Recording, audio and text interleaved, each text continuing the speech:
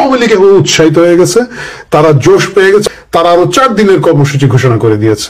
এই ভিডিওটা আপনারা যখন দেখছেন শুক্রবারে বাসায় বসে, তখন জানেন যে শুক্রবার এবং শনিবার তারা শুরু করেছেন বিক্ষোভ কর্মসূচি করবেন। তারা অবভিয়াসলি বিক্ষোভ ওইভাবে করতে পারবেন না, কিন্তু বিক্ষোভ এবং প্রতিরোধ কর্মসূচি ডাক দিয়েছেন তারা শুক্রবার শনিবার, এবং রবি সোমবারে তারা আবার একটা কমপ্লিট শাটডাউন, লকডাউন, যে কোনো ডাউনই বলেন, সোজা কথায় হরতাল ডেকে বসে আছে। এই 4 দিনের কর্মসূচি হওয়ার পরে আমার ধারণা আওয়ামী লীগ এই আন্দোলনের মাঠে নিজে নেমে গেছে এবং সবাইকে টেনে নামিয়ে ফেলার যে উদ্যোগটা তারা নিয়েছে সেটা তারা চালাতেই থাকবে। এবং এটা যদি চালাতে থাকে, আগামীতে এই দেশের রাজনীতি আগামী কয়েক মাস খুব দ্রুতই উত্তপ্ত হয়ে উঠবে। কারণ যেভাবেই দেখি, যেভাবেই বলি না কেন, আওয়ামী লীগকে আপনি মেরে পিটে খুব বেশি দমন করতে পারবেন না। মায়ের পিট যা করার গত 1 বছর ধরে করছেন, এখনো করে যাচ্ছেন, এবং সেই মায়ের পিট আওয়ামী লীগের মতো একটা বিধ্বংসী খারাপ টাইপের দল, বুঝছেন, এরা বিরোধী দলে থাকলে খুবই বিগ হাউস। এই বিগ হাউস দলকে আপনি নিয়ন্ত্রণ কতটুকু করতে পারবেন সেটা একটা বড় সমস্যা হয়ে দাঁড়িয়েছে। এবং এই সমস্যার সবচেয়ে বড় দুর্ভাগ্যের লোক হবেন ডক্টর মোহাম্মদ ইউনূস, কারণ তার সাথে আসলে ওই সাউয়া ছাড়া, হাদি মার্কার লোকজন ছাড়া খুব বেশি লোকজনকে পাওয়াও যাচ্ছে না। এবং 32 নম্বর পুরানো এবং ভাঙার পরে করার মতো কোনো কাজও নাই। আমি দেখলাম তারা গিয়ে আওয়ামী লীগের যে অফিসটা আছে, কেন্দ্রীয় কার্যালয়, সেখানে গিয়ে আর কিছু না পারে মুরাল ভাঙছে। এইবারে প্রথম দেখলাম যে তাদেরকে বুলডোজার দেওয়া হয় না। আমার ধারণা বিএনপির ইশরাক সাহেব আগের বারের বুলডোজারের ভাড়া পান নাই, বন্য যে কোনো কারণে হইতে পারে উনি বুলডোজার দেন নাই, এবং উনি বুলডোজার না দেওয়ার কারণে বাকি যারা আছে তারা নিজেদের টাকা পয়সা দিয়ে বুলডোজার আনতে পারে নাই। 2-4 জন শ্রমিক লাগিয়ে মুরাল গুলা ভাঙছে। যাই হোক, এই মুরাল ভাঙ্গার ভয় দেখায়, 32 ভাঙ্গা দেখায় আটকানো যায় না, মুরাল ভাঙ্গার ভয় দেখিয়ে আওয়ামী লীগের এখন আর থামানো যাবে না। এটা একটা মুশকিল, এটা একটা মুসিবত, এবং এই মুসিবত থেকে বাঁচতে হলে সরকারের যে প্রাজ্ঞ স্টেপগুলো নেওয়ার দরকার ছিল সরকার সেটা নিতে পারে নাই। ডক্টর মোহাম্মদ ইউনূস একটা জাতির উদ্দেশ্যে ভাষণ দিয়েছেন। উনার একটা দুটো হবি আমি দেখলাম গত 1-1.5 বছর, একটা হচ্ছে বিদেশে বেড়াতে যাওয়া, দ্বিতীয় হচ্ছে ভাষণ দেওয়া। উনি দুটি কিন্তু খুব পছন্দ করেন। তো কোনো একটা কারণে এখন বিদেশে যেতে পারছেন না গত 1-1.5 মাস ধরে। আমার ধারণা শরীর ভালো না, বা এই প্যান ঐক্যমত্য নিয়ে একটু ঝামেলা আছেন। উনি গত সফরটা মিস করেছেন, কোথায় যেন যাওয়ার কথা ছিল, আমার আসলে মনে নাই, মানে অনেক জায়গায় যায় তো উনি। যাই হোক, তো দ্বিতীয় যেটা শখ, ওইটা তো বাসা থেকে করা যায়, এটা জাতির উদ্দেশ্যে ভাষণ দেওয়া। উনি একটা জাতির উদ্দেশ্যে ভাষণ গতকালকে দিয়েছেন। এই ভাষণে আসলে উনি নতুন কি বলেছেন এইটা আমি জানি না। আমি দেখলাম যে আমার অনেক কলিগ ইউটিউবার যারা আছেন তারা এটাকে অনেক খুঁজে টুজে কিছু একটা কন্টেন্ট বানানোর চেষ্টা করছেন। আমিও কালকে খুব রেডি হয়ে বসেছিলাম যে মানে উনি ভাষণ দেওয়ার পরেই এটা নিয়ে আমি একটা আলোচনা করব আপনাদের জন্য। পরে দেখলাম এটার মধ্যে মহা কিছু নাই। 4টা প্রশ্নের এমসিকিউ প্রশ্ন দিয়ে একটা গণভোট হবে। সেই 4টা প্রশ্নের জবাব হইতে হবে হ্যাঁ এবং না, এবং এইটা খুবই মানে কিভাবে হবে, কেন হবে। আমার ধারণা উনি একটা ধামাচাপা দেওয়ার চেষ্টা করছেন। আমরা বাকি পাবলিক যারা আছি, ইনক্লুডিং দ্য পলিটিক্যাল পার্টিস, জামাত বাদে, অবশ্য ওইটাকে পলিটিক্যাল পার্টি বলা যায় কিনা, যাক সেটা ভিন্ন আলাপ। তো এরা সবাই হাত ছেড়ে বাঁচা, আচ্ছা ভাই গণভোট একটা করার শখ তোরা করে ফেল। কবে করতে চাচ্ছিস গণভোট? জাতীয় সংসদ নির্বাচনের দিনের সাথে করে ফেল, গুড। ওইটা আবার এখন তো জাতীয় সংসদ নির্বাচন না, ওইটা হচ্ছে আরেকটা কি যেন বানিয়েছে ওনারা, ওইটা পরে জাতীয় সংসদ হবে। যাক, ওই তামসা দেখার জন্য আগামী কয়েক মাস আমাদের হাতে আছে, পরে একদিন আলাপ করা যাবে। যে কথা বলছিলাম, আর এই যে উনি বক্তৃতাটা দিলেন, এর মাধ্যমে উনি সবাইকে খুশি করতে চেষ্টা করেছেন। বিএনপি অবভিয়াসলি একটা কনফিউজ দল, তারা দুপুর পর্যন্ত কনফিউজ যে এটাকে আমার পক্ষে গেল না বিপক্ষে গেল, আচ্ছা একটু জিগাই বুঝি। প্রথমে এক ধরনের প্রতিক্রিয়া দিল, এবং অবভিয়াসলি বিএনপি এক মতের উপর বেশিক্ষণ থাকতে পারে না। সন্ধ্যার সময় গিয়ে তারা আবার এটাকে ধন্যবাদ জানালো। জামাত কি করেছে? জামাত এক ধরনের অভিমানী সুর দিয়েছে, খুব শক্ত কোনো অবস্থান তারা নেয় নাই। যদিও তারা আগামীতে একটু কি যেন একটা আবার যমুনা ঘেরাও টেরাও এগুলো তারা করবে। 8 দল প্লাস 1 ল্যাং ভোট পার্টি এনসিপি নিয়ে তারা সেখানে গিয়ে ঘেরাও করবে, সেই কর্মসূচি তাদের আছে। কিন্তু ডক্টর মোহাম্মদ ইউনূস যে জিনিসটা করলেন এবং যেভাবে দেশকে বিপদে ফেলছেন, আওয়ামী লীগ যদি এভাবে কন্টিনিউয়াস কর্মসূচি দিতে থাকে, ধীরে ধীরে তাদের যে কর্মী সমর্থকরা আছে, এবং ইনফ্যাক্ট আমার কাছে মনে হচ্ছে তাদের একটা বড় সংখ্যক কর্মী সমর্থক বিশ্বাস করতে পারে না যে এই লকডাউনটা এভাবে সাকসেসফুল হবে। সাহস সংক্রামক, দ্বিতীয় সংক্রামক, সাহস সংক্রামক এবং উৎসাহ এক ধরনের সংক্রামক জিনিস। এবং আওয়ামী লীগের বাকি নেতাকর্মীরা যদি উৎসাহ পেয়ে যায় যে একটা যেহেতু সফল হয়েছে আরো দুইটা একটা করে দেখি, এইভাবে চলতে থাকে, আওয়ামী লীগরে আপনি যদি টোটাল পলিটিক্যাল প্রসেসের ভিতরে কোথাও নিয়ে না আসেন তাহলে এই সমস্যার সমাধান হবে না, এটাকে থামানো যাবে না। এবং আগামীতে শীতের সিজনে শুধু আপনারা মূলা খাবেন আর আওয়ামী লীগ কি বলে এটাকে শীতের সিজনের আন্দোলন জমিয়ে ফেলবে, চাঙ্গা করে রাখবে। এটা দেশের জন্য, অর্থনীতির জন্য, রাজনীতির জন্য কোনো জায়গাতেই ভালো কিছু নিয়ে আসছে না। এই যে জিনিসগুলো ঘটছে, এটা ধরেন এই শেখ হাসিনার একটা রায় বোধহয় ওনারা দিবেন 17 তারিখে। 17 তারিখে যে রায়টা দিবেন, আমি জানি না কেন আওয়ামী লীগ ওইটাকেও ডেকে আনছে তার কর্মসূচির মাধ্যমে। মানে এটাকে টোটাল ইগনোর করা উচিত ছিল। কেন ইগনোর করা উচিত ছিল? পুরো জিনিসটা এত হাস্যকর ভাবে এরা করলো, এত করুণ ভাবে এরা করলো, মনে হচ্ছে যেন তারাই আসলে চায় না আওয়ামী লীগের বিচার হোক, তারাই চায় না শেখ হাসিনার বিচার হোক। পুরো একটা জিনিস করেছে, এটার মধ্যে বিচারপতিকে, এটা টেম্পোরারি বিচারপতি, খুব দ্রুত নিয়োগ দিয়ে নিয়ে এসে এদেরকে দায়িত্ব দিয়েছে। ভালো, সব চিহ্নিত বিএনপি জামাতের লোকজনকে উকিল বানিয়েছে, পক্ষের উকিল ও জামাতের, বিপক্ষের উকিল ও জামাতের। বিচারপতি কাদের সেটা আমি বলবো না, বললে আবার একটা আদালত অবমাননা মামলা খেয়ে যাব, আর মামলা খেতে ভালো লাগে না। যাই হোক, সবাই মিলে ওরা করছে এবং এত তাড়াহুড়া করে একটা রায় দিচ্ছে যে এটা কিছুই হয় নাই। এখন এই আদালতে, যদি এই আদালত না, মানে এই আদালত যখন সত্যিকারের আদালত ছিল, আপনি দেখবেন যখন যুদ্ধাপরাধীদের বিচার হয় কমপ্লিট একটা দীর্ঘস্থায়ী প্রসেসের মধ্যে দিয়ে গেছে। ইভেন আমরা যারা যুদ্ধাপরাধীদের বিচারের আন্দোলনের সামনে ছিলাম, সোচ্চার ছিলাম, আমরা পর্যন্ত এটা নিয়ে আওয়ামী লীগকে গালাগালি করেছে তখন কিন্তু। এবং ইনফ্যাক্ট ওই গালাগালিরই একটা প্রক্রিয়া শাহবাগের জন্য কিন্তু আমরা গালাগালি করেছি, কারণ আওয়ামী লীগ 2008 ডিসেম্বরের নির্বাচনে এসেছে, 9, 10, 11, 12, 13 সালে গিয়ে কিন্তু প্রথম রায়টা হলো। এটা হচ্ছে মানে যে রায়ের উপরে বিক্ষোভ হলো, কাদের মোল্লা রায়। 5 বছর সময় লেগেছে। এবং এই সময়ে জামাতে ইসলামীকে, যুদ্ধাপরাধী সব রাজাকারকে, তাদের নিজেদের পছন্দের আইনজীবী, এই তাজুল সহ আরেকজন ছিলেন ব্যারিস্টার রাজ্জাক সহ, বিশাল উকিলের দল নিয়ে ইচ্ছা মতো তাদেরকে যুক্তিতর্ক উপস্থাপন করার সুযোগ দেওয়া হয়েছে, সময় চেয়েছে, মামলাকে দীর্ঘায়িত করার চেষ্টা করা হয়েছে। এটা নিয়ে পত্রিকায় প্রচুর লেখালেখি হয়েছে, টকশোতে কথা হয়েছে যে এরা ইচ্ছা করে এই আর কিগুলা করছে। কিন্তু বিচারের স্বার্থে, সুষ্ঠু এবং সুন্দর বিচারের স্বার্থে এই ধৈর্য তখনকার সরকার দেখিয়েছে, তখনকার জনগণ দেখিয়েছে, এবং 5 বছরের মাথায় গিয়ে রায়গুলো হওয়া শুরু হয়েছে। আর এইখানে আমরা কি দেখলাম?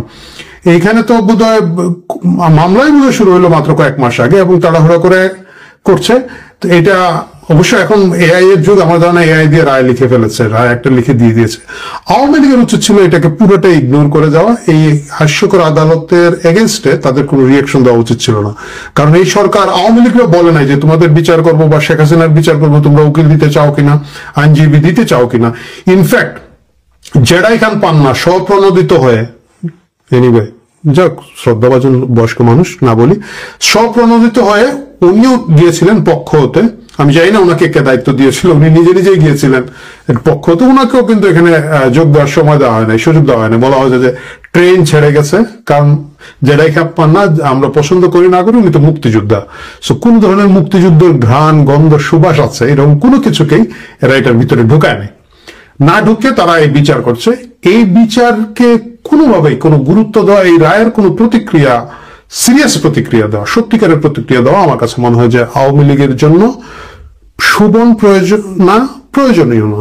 কারণ যে বিচারের কথা বলা হচ্ছে এটা কোনো বিচারই হচ্ছে না, এবং এটার এগেনস্টে তারা যে কথাগুলো বলবে কোনো কিছু বিশ্বাসযোগ্য না। আপনারা দেখেন 1996 সালে প্রথম শেখ হাসিনা প্রধানমন্ত্রী হয়েছেন, 5 বছর ক্ষমতায় ছিলেন, বঙ্গবন্ধু হত্যার বিচার করে শেষ করে যেতে পারে নাই, রায় বাস্তবায়ন করে যেতে পারেন নাই। তারা কিন্তু 5 মাসের মাথায় চাইলে ধরে নেই তখন গুলি করে মেরে ফেলতে পারতো, বা একটা তথাকথিত বিচার করে ফাঁসি দিয়ে দিত। 5 বছর পারেন নাই। তারপরে কি হচ্ছে, বিএনপি জামাত জোট সরকারে এসেছে, তারপরে এই 5 বছর কিন্তু হাইকোর্টে এই বিচারগুলো ঝুলে গেছে, অনেক আন্দোলন সংগ্রাম হয়েছে, কিছুই হয় নাই। আবার আওয়ামী লীগ যখন 111 এর পট পরিবর্তনের পরে ক্ষমতা এসেছে, আবার বিচারিক প্রক্রিয়া, প্রসেস ধাপে ধাপে শেষ করে তারপরে মৃত্যুদণ্ডগুলো কায়েম করেছে বা এই মৃত্যুদণ্ডগুলো কার্যকর করেছে। এই জায়গাটায় এসে ওই বিচারের স্ট্যান্ডার্ডটা নিয়েই তাদের আসলে কথাবার্তা বলা উচিত ছিল। এখন এই যে কি প্রাণী আছে লাফায় লাফায় চলে, পেটের মধ্যে ব্যাগ? না না, তাজুল ইসলাম না, তাজুল ইসলাম তো হচ্ছে জিয়ার নাম, উকিলের নাম। ক্যাঙ্গারু, সরি ক্যাঙ্গারু, হ্যাঁ। ওই ক্যাঙ্গারু কোর্টের বিষয়ে প্রতিক্রিয়া না দিয়ে তারা তাদের মতো যে আন্দোলন চালাচ্ছে, সেই আন্দোলন তারা যদি তাদের মতো করে চালিয়ে নিয়ে যায়, আমি আপনি দর্শক আমরা বসে বসে দেখতে থাকবো আগামীতে কোথাকার পানি কোথায় গিয়ে গড়ায়। এই পুরো ঘটনার মধ্যে একটা জিনিস আমার কাছে খুবই সিগনিফিকেন্ট লেগেছে, এটা বলেই আমি আজকে শেষ করব। একজন তরুণ না, একজন কিশোর, ক্লাস 9-এর ছেলে, প্রচন্ড মেধাবী একটা ছেলে। তার বিভিন্ন বিষয়ে উৎসাহ আছে। আমরা জানি যে সে বিজ্ঞান বিষয়ক যে জাতীয় প্রতিযোগিতা হয়, এটা একটা জাতীয় প্রতিযোগিতা ছিল। সে মেধাবী একটা স্কুল ছাত্র। সে স্কুল ড্রেস পরে এই এত গ্যাঞ্জামের মধ্যে 32 নম্বরে গিয়েছে এবং দুটো ইট সংগ্রহ করতে চেয়েছে। অবভিয়াসলি তাকে গ্রেফতার করেছে, তাকে মব ধরেছে এবং মবের পরে মবের যে পুলিশ ধরেছে, ধরে গ্রেফতার করে নিয়ে গিয়েছে। এবং যাওয়ার সময় এই ছেলেটা, এ কিন্তু ছাত্রলীগ না, মানে কিছু না, একটা স্কুলের ছেলে, সে একটা ভি চিহ্ন দেখিয়ে গেছে। It's significant. কেন সিগনিফিকেন্ট? 2018 সালে যখন কোটা আন্দোলন হয়, তখন আমি কিন্তু বিভিন্ন জায়গায় বলার চেষ্টা করেছি, টেলিভিশনের প্রোগ্রামে বলার চেষ্টা করেছি, লেখালেখিতে বলার চেষ্টা করেছি যে যদি 18 সালের কোটা আন্দোলন, সড়ক আন্দোলন, যেটা নিরাপদ সড়ক আন্দোলন যেটা হয়, তখন থেকে বলা শুরু করেছে। এবং অবভিয়াসলি এর পরবর্তীতে 18 সালের এই নিরাপদ কোটা আন্দোলনের কথা শোনো, যে এই প্রজন্মকে যদি আপনি ভালোভাবে ডিল না করেন, তাদের মনে যদি কোনো ধরনের অশান্তি অস্থিরতা থাকে, এইটার পরিণাম আগামীতে খারাপ হবে। এবং এই খারাপের কারণেই দেখবেন নিরাপদ সড়ক যে আন্দোলনের পরেও আমরা কিন্তু সড়কগুলোকে ঠিক করতে পারলাম না, তখনকার সরকার ঠিক করলো না। এই প্রজন্মই কিন্তু যখন কলেজ বিশ্ববিদ্যালয়ে আসলো, তাদের আন্দোলনের মাধ্যমে, যেটা আপনি যেভাবেই বলেন, মেটিকুলাস ডিজাইন হোক আর যাই হোক, তাদের আন্দোলনের মাধ্যমে আওয়ামী লীগ সরকারকে বিদায় নিতে হলো। এখন এই জেনজির পরের জেনারেশন, যেটা জেন আলফা, যেই আলফা 32 নম্বরে গিয়ে যদি 32 নম্বরের ভাঙা ইট সংগ্রহ করতে থাকে এবং ক্লাস 9-এর একটা স্কুলের বাচ্চা যদি নির্ভয়ে পুলিশের ভ্যানুটে ভি দেখায়, শুধুমাত্র ডক্টর মোহাম্মদ ইউনূস না, পরবর্তীতে এই পাকিস্তানি প্রেতাত্মা যারাই সরকারে থাকবেন, আসার পরিকল্পনা করছেন, তাদেরকে আমি আজকের তারিখে বলবো, চিন্তিত হন, ভীত হন। কারণ পরের জেনারেশন আপনাদেরকে কিভাবে মূল্যায়ন করবে, সেটা আপনাদের পরবর্তী কাজের উপরে নির্ভর করবে। খুব ইন্টারেস্টিং। আওয়ামী লীগের নামে কিছু হলে পরে আওয়ামী লীগের বিরোধী অংশ যারা, তাদের 2-3টা টার্গেট হয়। এই 2-3টা টার্গেটের মধ্যে অন্যতম টার্গেট ধানমন্ডি 32 এবং বঙ্গবন্ধু এমএনজিতে আওয়ামী লীগের কার্যালয়।